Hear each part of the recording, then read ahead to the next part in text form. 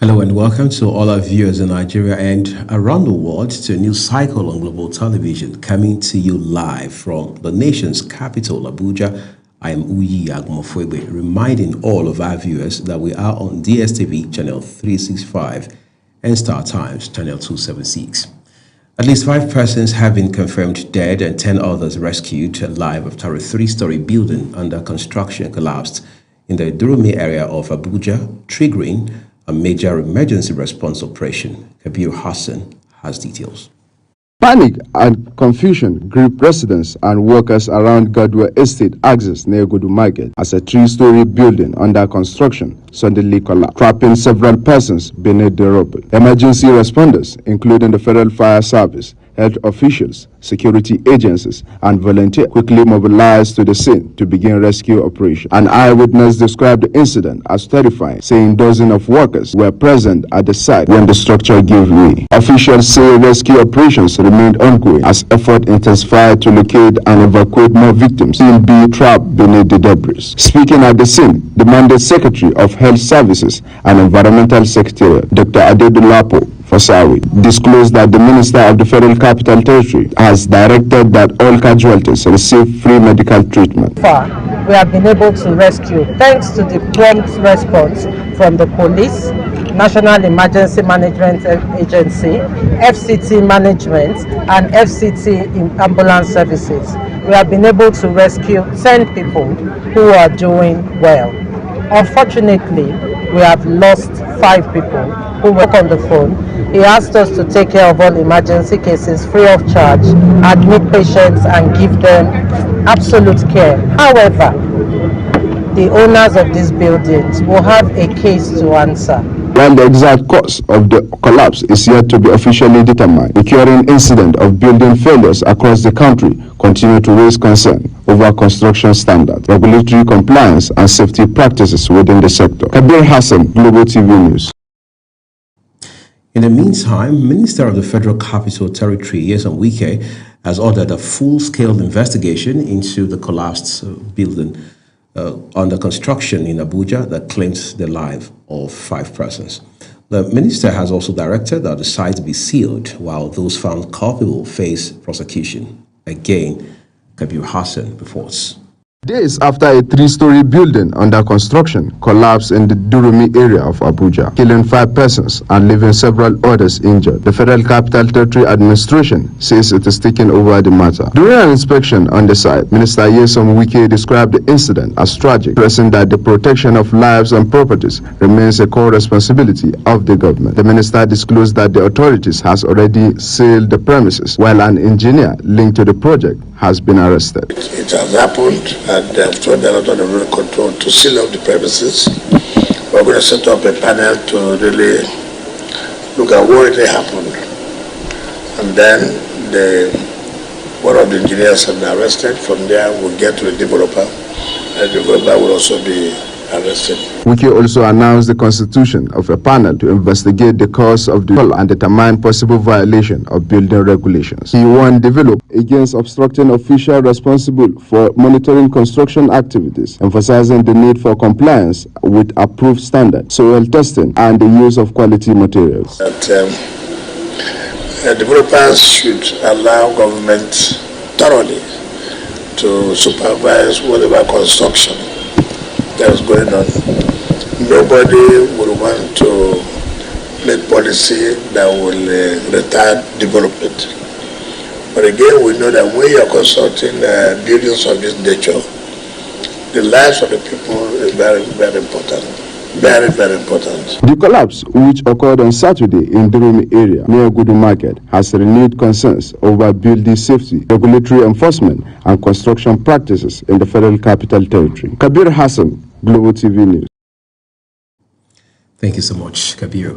The Inspector General of Police, Tunji Disu, has honored 17 police officers who lost their lives in line of duty, describing them as heroes who made the ultimate sacrifices for the peace and security of Nigeria. The solemn ceremony held at the force headquarters in Abuja brought together senior police officers, families of the deceased, and government officials to pay tribute to the fallen personnel. Security correspondent Kikalamo Okere was there for Global Television. There was grief, honor and solemn reflection at the force headquarters in Abuja as the Nigerian Police Force held a memorial parade for 17 police mobile force officers killed during the terrorist attack in Yobe State. The officers lost their lives while defending the Nigerian Army Special Forces School in Buniyadi earlier this month. Addressing the parade, the Inspector General of Police, Olatunji Diso, described the fallen officers as brave patriots who paid the supreme price in defense of Nigerian peace, unity and security. The police chief says the sacrifice of the officers reflects the courage and commitment of personnel confronting terrorism and violent extremism across Northeast. So today is a very solemn day for all of us. This is a very sad occasion where we have to lose that number of officers at the same time, 17 officers at a go.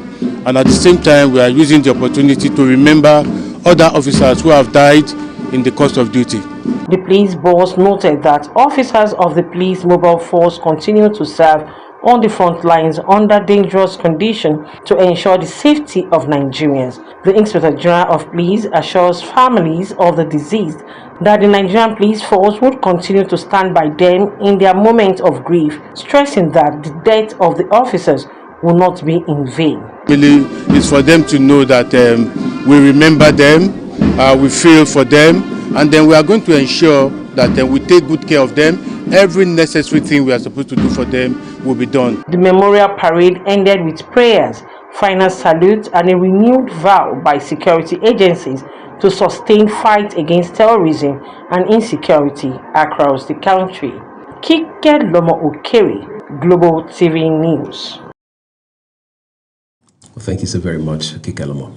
The Independent Corrupt Practices and Other Related Offences Commission, ICPC, has dismissed allegations that it denied family members of former Kaduna State Governor Nasir Ahmad El-Rufai access to deliver food and medical support while in custody.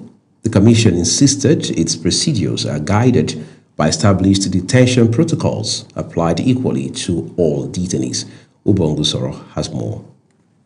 The controversy followed a viral Hausa language interview which a woman identified as one of the wives of the former Kaduna State Governor, Nasir Ahmed El-Rufai, alleged that officials of the ICPC denied her entry into the commission's headquarters in Abuja to deliver food to her husband. She also accused the anti-graft agency of violating a court directive granting family access and preventing medical personnel from attending to the former governor. Reacting to the allegation, the Deputy Director and Head of Media and Public Communication of the Independent Corrupt Practices and Other Related Offences Commission, Oke Ode, described the claims as false, misleading, and inconsistent with available records. On the Friday in question, one of the defendant's wife and a housemaid were permitted to bring food to the defendant on no fewer than 3 occasions. 3. Between 10:30 a.m. and 5:30 p.m.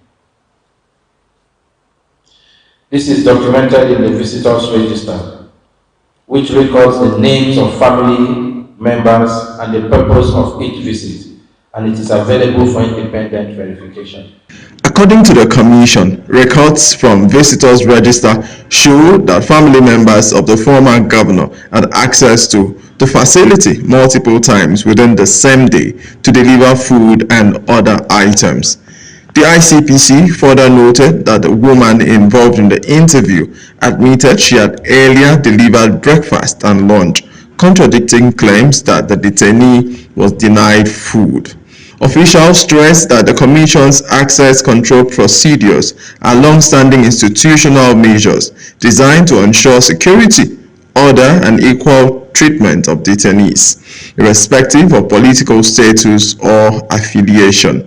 It is important to note that the defendant in question is Malam Nasir Ahmed El-Rufai, a high-profile, politically exposed person who has previously served as Director General of Federal Agency, a minister and member of the Federal Executive Council, and a state governor. Given his profile, the ICPC is obligated to maintain elevated security measures. The Commission maintains that its protocols are in line with the protection of the rights, dignity, and safety of persons in custody. Ubon Usoro, Global TV News. Let's turn to politics now. The Grassroots Mobilization for All Progressives Congress for President Bola Tinubu has officially unveiled its nationwide grassroots movement with a pledge to bridge the gap between governments and citizens through inclusive governance and active democratic participation. The unveiling of the movement was done during a World Press Conference in Abuja. Our correspondent, Aniete Patrick, now reports. The aim of unveiling the movement is to focus on mobilizing Nigerians from the grassroots level while promoting greater participation of women and youth in governance.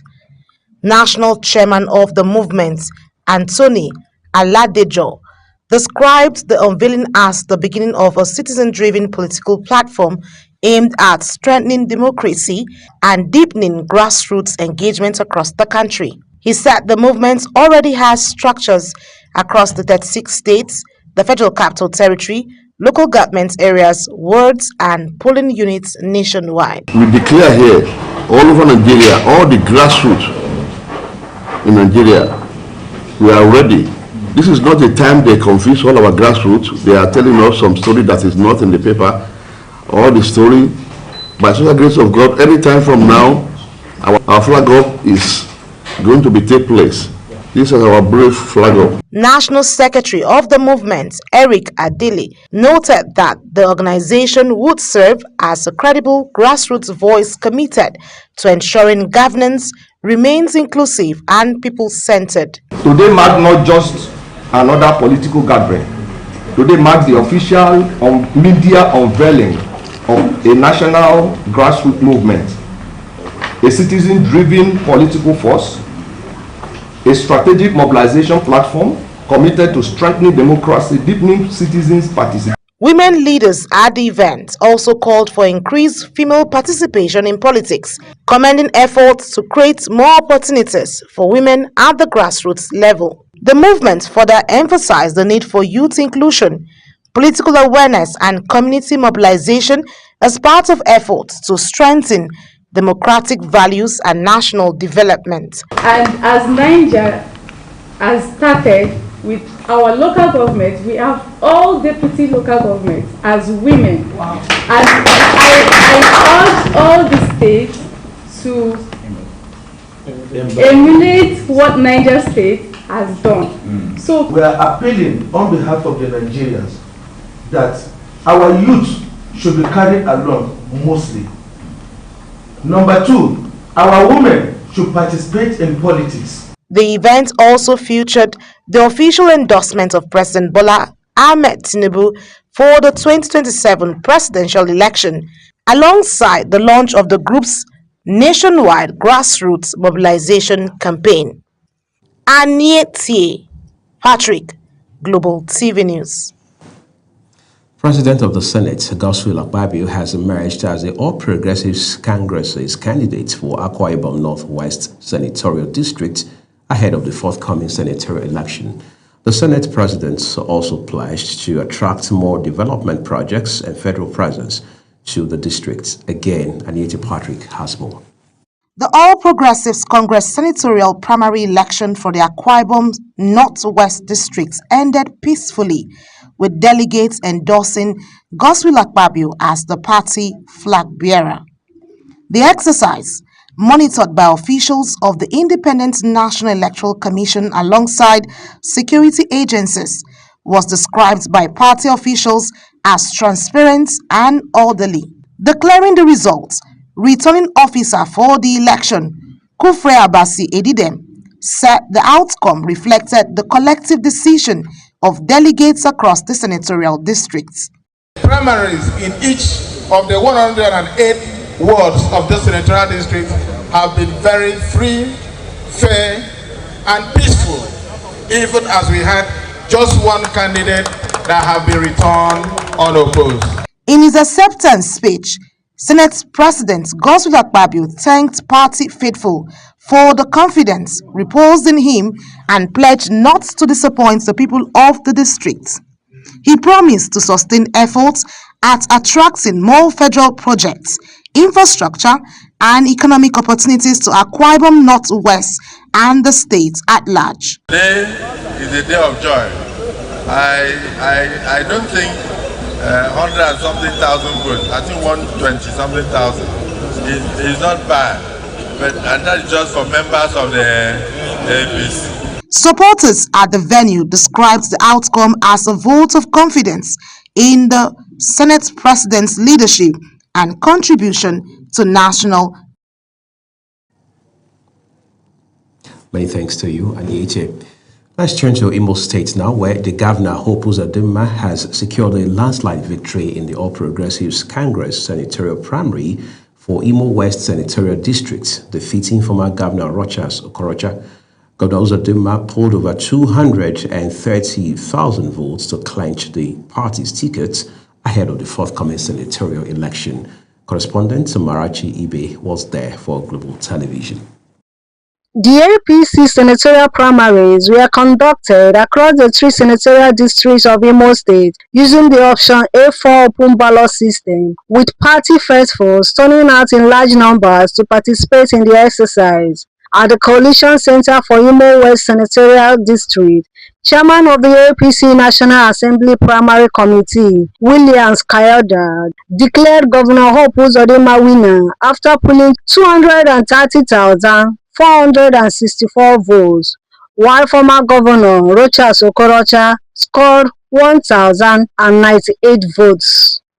I hereby formally declare that His Excellency, Distinguished Senator Hope Uzodimma, having satisfied all the requirements of the party constitution and the guidelines as well as the relevant laws of the Federal Republic of Nigeria, and having scored the highest number of valid votes of 230,464 votes, is hereby declared the winner of the APC Imo West Senatorial District primary election.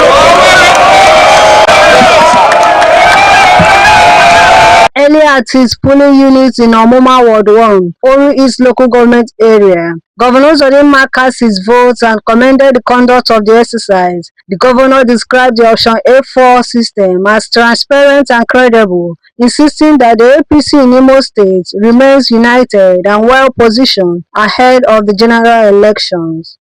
So it is a good thing that APC has come to stay in Imo State. A good thing that APC members in Imo State have also conducted themselves, particularly giving the open secret ballot, the option A4 that we have adopted, that is very transparent. I think so far it's the freest and fairest elections that have been conducted around this area for a very long time now. The outcome of the primaries set the stage for a major senatorial contest in Imo West as political activities begin to intensify ahead of the next general elections. From Olu, I'm Marachi Ibe, Global TV News. This is Global Television and you're watching the broadcast of News Cycle. The rest of the news continues after this weather forecast, plus business, foreign and sports stories on the other side of this break. Please do not go away. A massive storm system swept across the northeast on Monday night, tracking westwards and delivering widespread morning rainfall across Taraba, Bauchi, Gombe, Kaduna, Katsina, some parts of Kano, and much of the north-central region. Jalingo in Taraba State recorded as much as 57 millimeters of rainfall. Now, the good news is that these storms have triggered a noticeable drop in temperatures across the country, bringing relief from the recent heat and significantly reducing thermal discomfort. And the atmosphere is still very active. Over the next 24 hours, more thunderstorms are expected to develop and spread across much of the northeast, some parts of the northwest, extending to the central areas, including Niger, some parts of Nasarawa, FCT, Plateau, Kogi, and Benue State, as well as most parts of the southern Nigeria. Residents are advised to stay weather aware as heavy rains and strong winds may accompany some of these storms, so you should stay aware and stay safe. That's the latest weather outlook. Thank you for watching.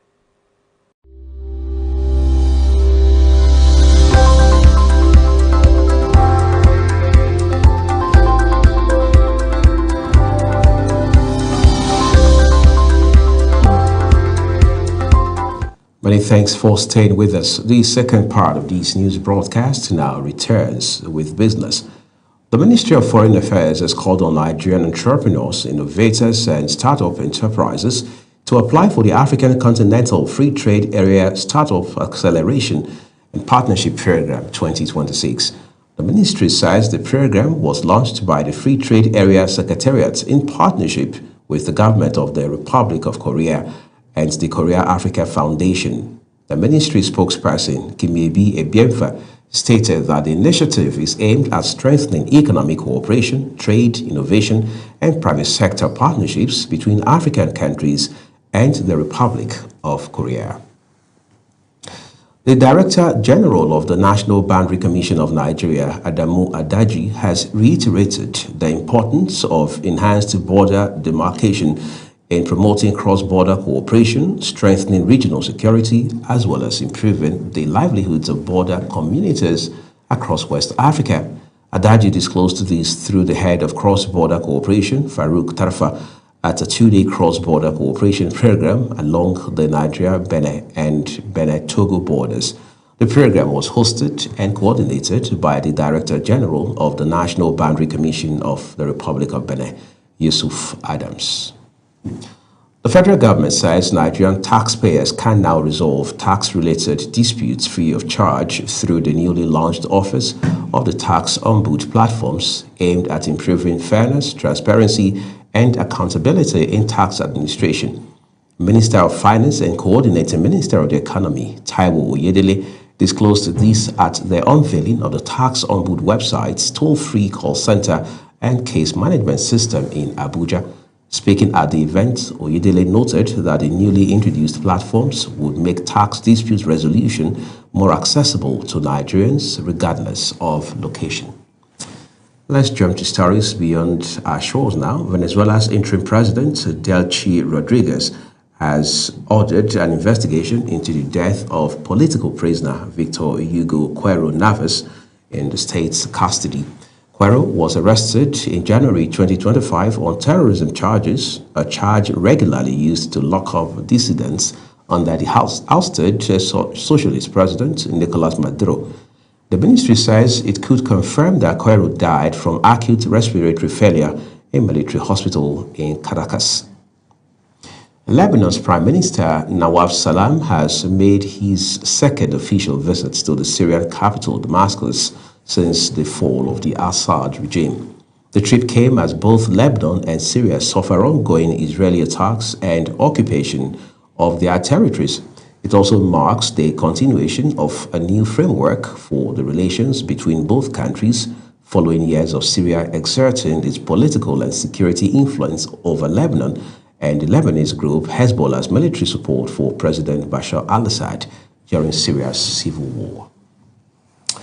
And next is sports, where Team Nigeria has departed for Oran, Algeria for the 2026 African Open Powerlifting Championships as the country targets another strong outing in continental parasports. The tournament is expected to attract athletes from 23 countries across the continent.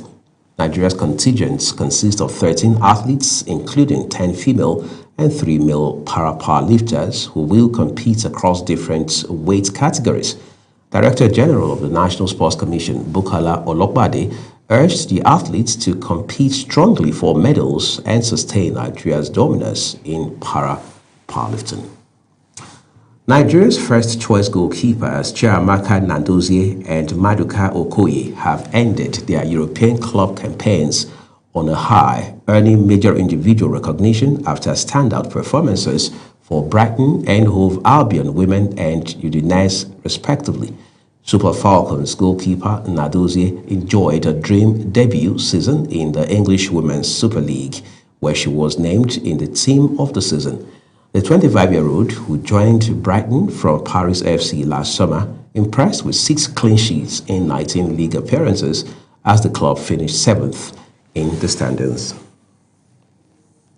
And that's a full circle on the news here on Global Television. A quick reminder that we are on DSTV channel 365 and Star Times channel 276. Remember to follow and engage with us, as well as subscribe across all of our social media platforms using @Global TV NG, as well as other handles now showing on your screen. I'm Uyi Agumofwegwe saying a big thank you to you for watching, and I'll see you again.